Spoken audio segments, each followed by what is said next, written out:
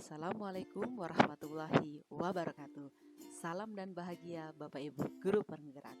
Perkenalkan, saya Arifani Kusumawati, calon guru penggerak Angkatan 9 dari SMP Negeri 37 Bandung, Provinsi Jawa Barat. Pada kesempatan kali ini saya akan memaparkan tentang kesimpulan dan refleksi modul 1.1 Pemikiran Ki Hajar Dewantara.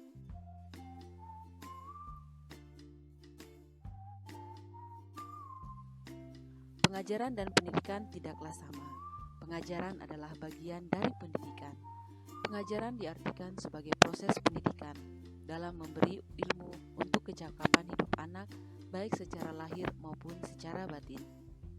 Pengajaran harus memperhatikan keunikan dan kebutuhan setiap anak. Pendidik harus mampu mengenal peserta didiknya dengan baik dan melakukan pembelajaran dengan pendekatan yang sesuai, sehingga proses belajar dapat berjalan secara efektif dan menyenangkan.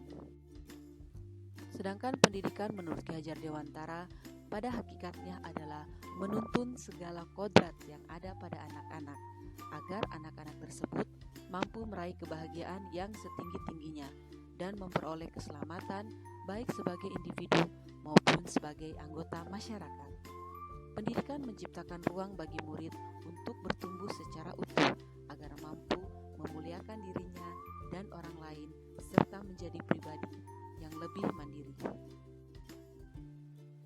Sebelum mempelajari modul 1.1 tentang pemikiran Ki Hajar Dewantara, pembelajaran yang saya lakukan adalah hanya mentransfer materi pada murid dan meminta murid untuk menghafal materi pelajaran.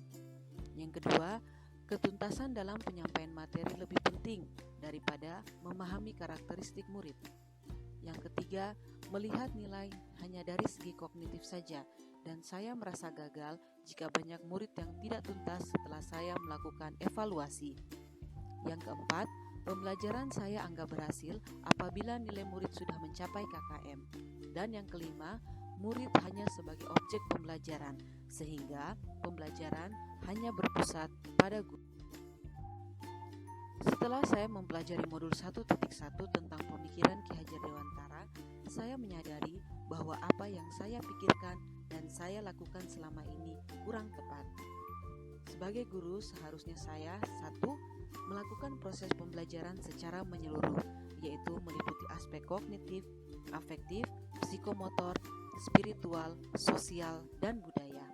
Yang kedua, murid sebagai subjek dari pembelajaran, di mana murid seharusnya diberikan kebebasan berekspresi, mengemukakan pendapat, dan berkreasi. Yang ketiga, memahami dan menghargai karakteristik murid, di mana setiap anak dilahirkan unik dan mempunyai kelebihan serta kekurangan masing-masing.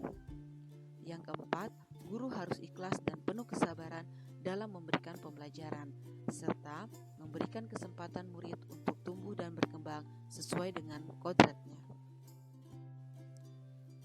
Hal yang saya lakukan agar kelas saya bisa mencerminkan pendidikan sesuai dengan pemikiran Ki Hajar Dewantara adalah 1. Merancang pembelajaran yang interaktif, bermakna, dan menyenangkan dengan cara melibatkan murid sesuai dengan metode pembelajaran yang berpusat pada murid.